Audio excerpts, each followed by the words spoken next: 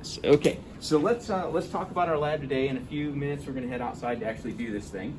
We're going to be measuring species diversity.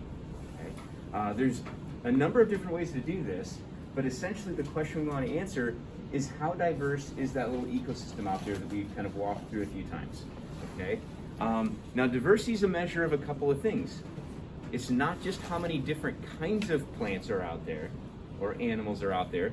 It's also how well mixed up they are. So you can't just go out and count the number of different kinds of species. You have to get a little bit more complex than that. We need to know how spread out they are, how intermixed all the different species are. So we're just going to do index of diversity for trees today. Okay. So it says here, the index of diversity, which we're going to abbreviate as ID, is a mathematical way of expressing the biodiversity and species distribution in a community.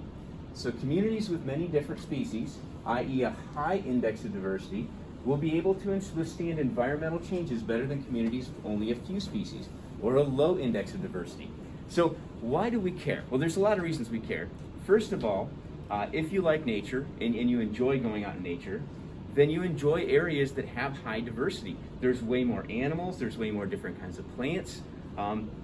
It's prettier, right? That's a good reason in and of itself. But also what we're going to find out is areas that have a high index of diversity, where there's a lot of diversity in life there, they tend to be more stable. So think of it like this. If an area is not very diverse, if there's only, like, say, 2 species of plants, 2 species of trees, and that's the entirety of the forest, is these 2 species of trees, and a non-native insect gets introduced, okay, something new comes into the area, it's never been there before, and it loves these particular types of trees, and it kills all these trees. The entire forest dies, right? And if all the producers die, that means all the animals that depend on the producers die. See how unstable that situation is? Versus if we had like a whole bunch of different species of trees, there might be some of those that are capable of surviving that insect. And if they are, maybe some of the animals can still use those trees. So it makes it more stable overall, right? Hey, Trice, you gotta pull that thing up for me, okay? Thanks. Okay, so we're going to measure index of diversity here, and the way we're going to do that is we're going to be counting something called runs and total number of trees. So really all you need to worry about when we go outside to start with is looking at the trees. Now, let me show you here. Hold this up for a second.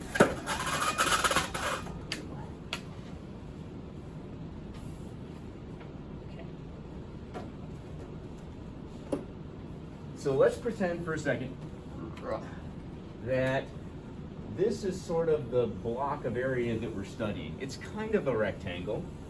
Okay, it's a little hard to see that. Let me turn that off. Okay, it's kind of a block like that. Okay. So within that block, we've got over here is the little path that runs beside it. You know, the flagpole's over here. Okay, school's back this direction, but this is the area that we want to study, okay? So throughout this area, there's a whole bunch of trees. There's trees kind of all over the place, okay?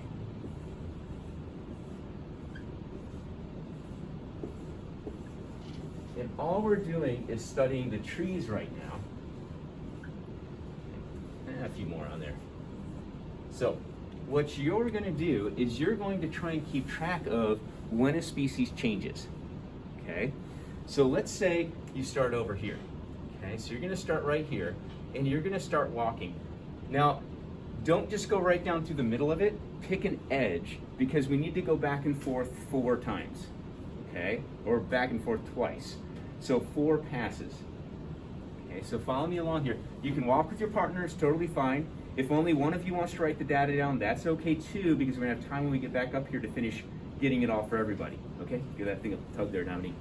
So what you're gonna do is you're gonna walk to the first tree, okay? You look at this tree, and let's say this tree happens to be, I don't know, a hackberry. I'm just gonna put hack. You don't have to identify the tree, by the way. You just have to look at it and go, oh, tree looks like this, okay? Has leaf that looks like this. And on your paper, probably on the bottom of your paper, okay, like on the back side, what you're going to do is you're going to make a mark for yourself. You're going to pick a mark. I'm going to start with X's. Okay? It doesn't matter what mark you use. You could use dashes and pluses. That might get confusing. You could use smiley faces and unhappy faces. It doesn't matter. You just need a mark for that type of tree. Okay? Follow me here. So these guys looking at your phones, you're going to have no idea. You're going to be so confused when we get out there. You're going to stand there and look in circles. You're going to hit the first tree. Then you're going to walk kind of in a zigzaggy pattern, but staying kind of close to the edge, to the next kind of tree that you see. It doesn't matter exactly. You're going to walk to this tree. Okay? This tree here happens to be the same. If it's the same type of tree, all you do is put another X. Check that out. Super hard stuff here. The next tree you come to, kind of zigzag, you could zig over here, but we're trying to keep along this side, happens to be, I don't know, a white oak. Now, like I said, you don't have to be able to identify the tree, you just have to look at the leaf and go, that leaf is really different than the last leaf that I just saw. Like, really different. So then what you're going to do is you're going to switch marks. So now I'm going to go to O's, because it's easy to tell the difference. So I've got XXO. Now, what happens over here if the next tree I come to is a beech? What do you think I'm going to do when I hit the beech? I'm not going to make up a new symbol. I'm going to go back to the first symbol. I have to switch symbols. So I'm going to go back to X's, okay? Because I hit a different tree. All I'm asking myself each time is, was the tree that I just came from the same as the one that I just got to? And if it is, you make the same mark. Okay, if kind of make that sense with that? So you hit beech. Let's say the next tree we happen to hit is another hackberry. Okay, so I walk to this one. It's another hackberry. I'm going to switch back. I'm going to change my symbol because this one's different than that one. So what I care about is the one behind it. It doesn't. None of this matters. It's just the one that's behind the one that I just came from. Okay, so now I have to switch symbols again. I'm going to get an O. Is anybody confused about that? Yes. I'm just confused because I don't know why you just don't put the symbol for a new one. Because for me it's going to confuse me because let's say at the hat is X's. Yep. And then you put for the white oak was an X. Mm-hmm. Pretty sure. Yep. That would confuse me. Yep. So to make it simple, try not to remember all the trees that you've come to from behind. All you have to do is I came to this tree here, it kind of looks like this. I walk to the next one, oh, it looks the same. So stay on the same symbol. I walk to the next one, it looks different, new symbol. I walk to the next one, it looks different than that last one, new symbol. So what we're really trying to accomplish here, now I recognize it would be nice to have every single tree identified, but this is kind of a quick way of auditing an entire ecosystem without having to necessarily identify every last tree. All you have to do is see how often they change. Because when we get back up here, we're going to do some math to calculate what we call runs. So a run would be when you have two of the same. So think about the difference between an ecosystem where the trees are all spread out all over the place, and there's lots of different kinds, versus an ecosystem where all the oak trees are here, all the hackberry trees are here, and then all the beech trees are over here. There might be a lot of different species, but it's not very diverse because they're just it's almost like they're planted, right? So it's totally different. So that's kind of what we're trying to accomplish here.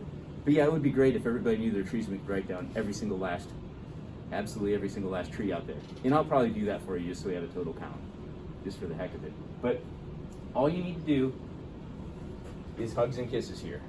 Pluses and minuses, or X's and O's, just something to know when you change, because when we get back to the rim, you're gonna go, how many runs do I have? I've got 1, 2, 3, 4 there. And my data is gonna keep going. So be smart about how you collect this. If you start making marks like this, when you get to the end, I'd suggest doing it like you read, right? Hit return and carriage return back to the beginning and go underneath of that. Go underneath of that, okay? So you're not wrapping around and create some crazy circle all over your paper. So all we're doing is making lines of data. It doesn't matter when you have to switch. What we're gonna eventually do is you're going to go all the way down somehow. Okay, we'll turn around, we'll go up the middle. And if you hit some of the same trees, that's okay. we'll turn around and we'll go down again. We'll turn around and we'll come back again. So we're gonna try and make 4 passes. So 2 down backs. Just try to hit some different trees on the way. Now what happens if you hit a dead tree? Don't count it, okay? There's gonna be some dead ones out there, don't have any leaves on there at all, they've started to die. We've seen a lot of changes in that ecosystem over the years we've done this. Like, first of all, we've seen almost all the ash trees disappear. You're probably not gonna find them on your paper when you go looking. So let's talk about that in just a second here. Does everybody kind of understand this? It's really pretty simple. All you're saying is the last tree different? Is the new tree different than the tree I just came from? And you change your mark. But only use 2 marks. Let's look real quick.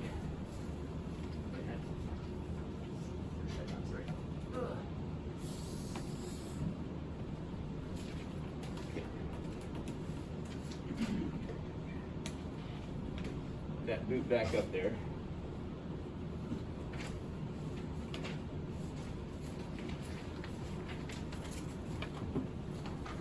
There we go.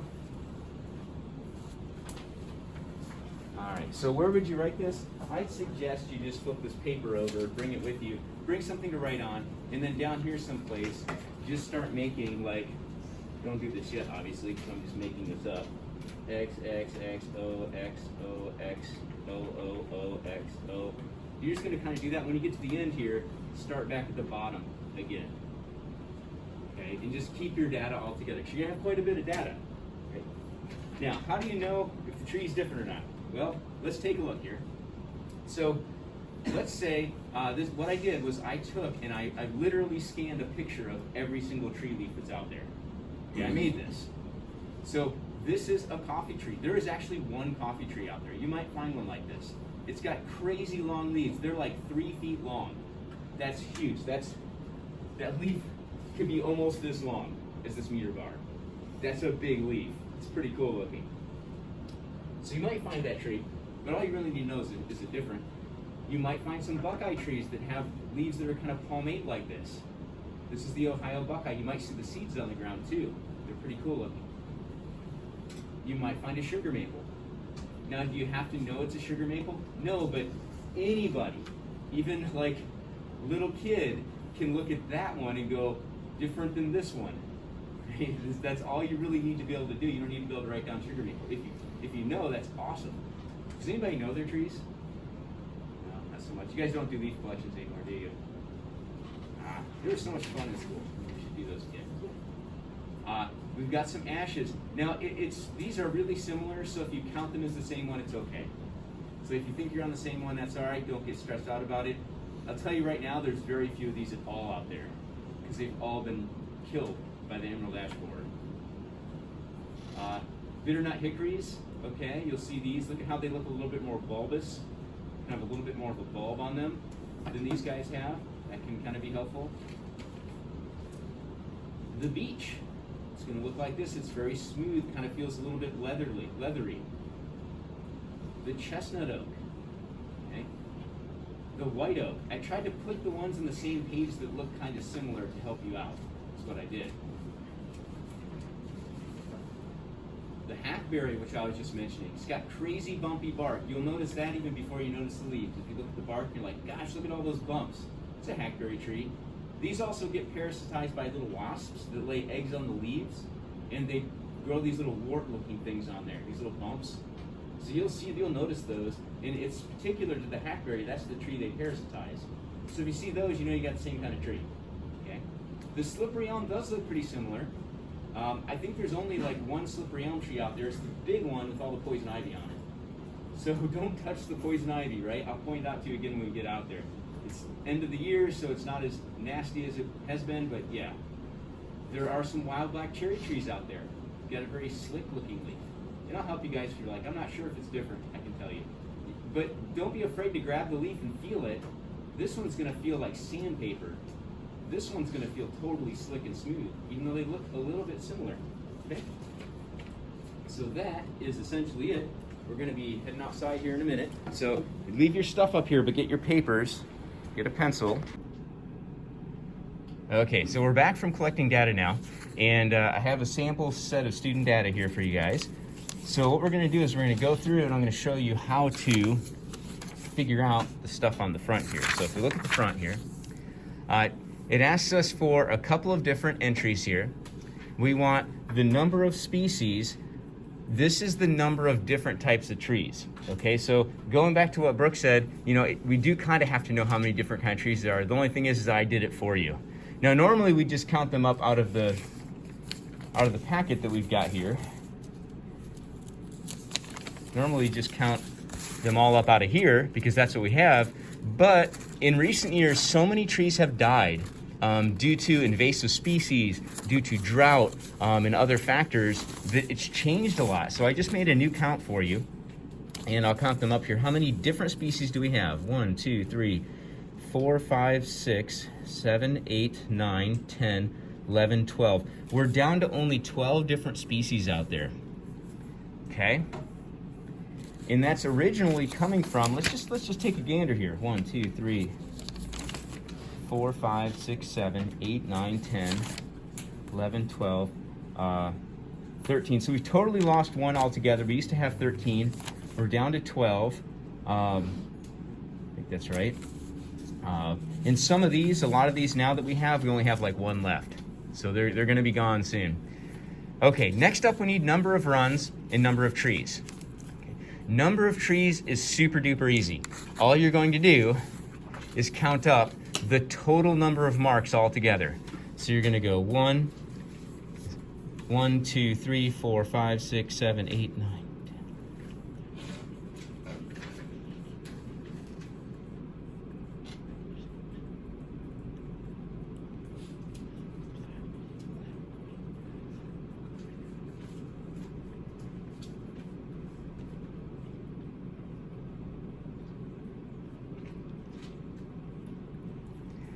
So I got 63 for you, Riley. Is that right? 63. So count your own trees up because you probably did a different number than that. 63, I think that's what I just said. I got 63 there. Count up what you got. The beauty of this method is that if you're in a really big forest, you don't actually physically have to count every single tree. That area is so small we really could have. Like some of you might have. But in a real forest, you couldn't possibly count every tree. That's why this method was developed. Now we need number of runs. Okay, number of runs is going to be like this on your data. So take your data, number of runs goes like this. 1, 2, 3, 4. So you're counting how many times the symbol changes. So I'm up to 4 now.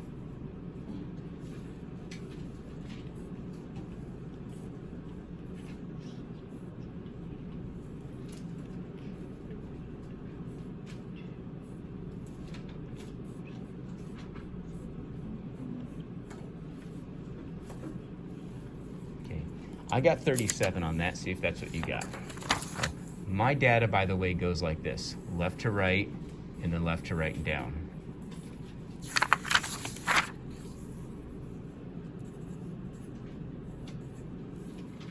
Okay.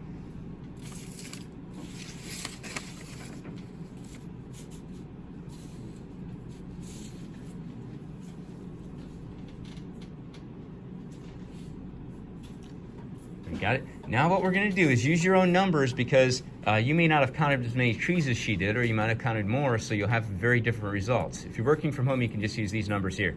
So we're going to take the number of species times the number of runs divided by the number of trees. So there's your numbers right there. Take the number of species, in this case it's 12 here, okay, times the number of runs, we had 37, divided by the total number of trees, which is 63. And I don't have a calculator because I'm filming with it, so somebody can work that out for me.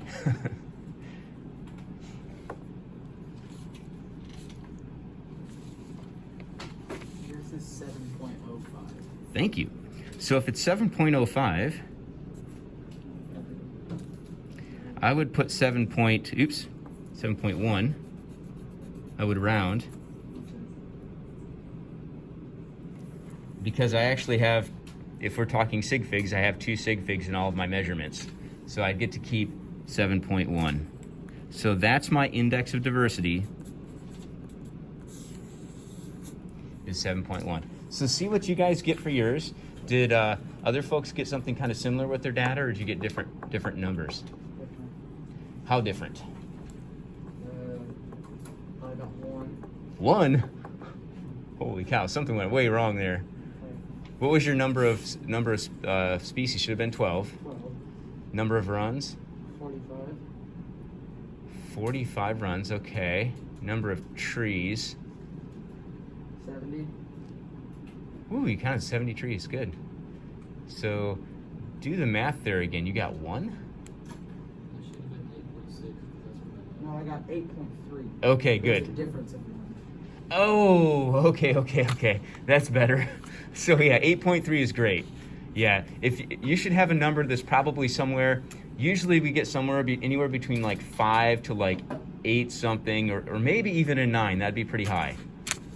Okay, did you guys kind of get around that range?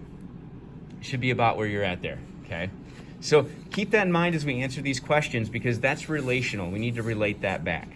Okay, so let's flip this over and let's talk about the analysis here. How might your tree index of diversity in that kind of like patch of forest out there, it's not quite a forest, like a mown lawn at this point, compare with that of a vacant lot or with a grass lawn? So let's actually just run ourselves a little comparison here, okay? Let's say a vacant lot obviously wouldn't have any trees in it at all. So is that very diverse? No, it's going to be terribly not diverse. But let's talk about your front yard. Does anybody live in the city have a couple of trees in front of their house? Do you? How many trees? You guys know how many trees you have? You have 1 tree? 1 tree? We've got 1 tree? Crap, that's hardly enough to do anything with. Let's just say that you have 2 trees. When I was a kid growing up, we had 2 trees till we had to cut 1 down. Okay? In my front yard, we lived kind of in the city, and both trees that I had happened to be the same species. They were planted. They were both silver maples. So I had, if I'm talking about number of different species, let's just kind of work this out here. My number of species was 1, and for those of you guys that have 1 in your front yard, you'd have only 1, times my number of runs. Well, if they were both the same, I would have 1. It's kind of going to be really similar to what you'd have if you only had 1 tree in your front yard, divided by the total number of trees. Well, in my front yard, I had 2. So what does that come out to? Half. Yeah, 0.5, right? So my index of diversity would have been, oops, sorry, people at home can't see this, would have been 0.5 for my front yard. So compared to what I just got in my study outside, where we have 7 or something, 8 even, 7 or 8, 0.5, that's atrocious, right? So which one's going to have a higher index of diversity? What we just did out here, right? Okay, everybody recognize that? What we just did out there is going to have a higher index of diversity than either a vacant lot or a grass lawn. And whereas the grass lawn would have probably a bigger index of diversity than a vacant lot, because there's no trees at all there, right? Okay, this next question is probably the most important question. Is it better to have a relatively low index of diversity, like what we got here, or a high index of diversity for an environment, and why? So let's talk about this a little bit. What do you guys think? Would it be better to have more diversity or less diversity? Less, more? Does it kind of depend on the thing we're talking about? Like, you may not want 100 trees in your front yard, right? But compared to, like, say, a forest, we want a high diversity there, don't we?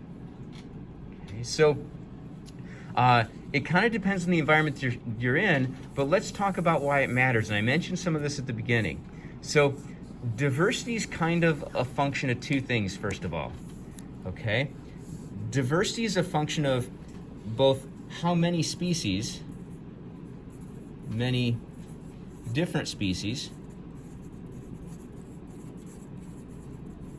there are in an area, but also about how mixed they are. So it doesn't do to have it planted like a field where you've got that area and you had all of the oak trees over here all the beech trees here, and all the maples over here. That would not be diverse. If you calculated this out, even if there were a lot of trees there, there's only 3 types, and you're gonna have huge long runs. And so that would change the way this calculation comes out, right? But really, the reason we want diversity is because of stability, okay? Not just because it's beautiful, and diversity is beautiful, but stability of an ecosystem depends on how diverse it is. Consider the situation where you happen to have that area out there, and we know squirrels need to live there, okay? And there happens to be just all oak trees in it. If it's just all oaks, and a disease comes and wipes out all the oaks, like it is actually currently happening to all of the ash trees, and squirrels eat oak nuts, all the squirrels die. If all the squirrels die, all the hawks die, you know? And we just go right up the food chain, because this is the base of the food chain right here. Now, what if they're intermixed and there's not just oaks, but there's hickories, there's also some ash trees, there may be some other type of nut trees out there, and they're all mixed up. Well, the disease hits and wipes out all the oaks, there's still something for the squirrels to eat. Or maybe the disease can only jump from one right next to another one. Well, if they're spread out, it's a lot harder for the disease to get from one tree to the next, which is why oftentimes happens a forest becomes a lot weaker once we start making roads through it. Once we start making roads through it, we open up the interior of the forest to diseases and to pests and things that could have never ever gotten into the middle of it before. Like, it was protected, it had a buffer. Like, they might have existed on the edges, but they couldn't get to the inside. Once we cut it open on the inside, now all of a sudden the forest is a lot weaker, and we hurt its diversity.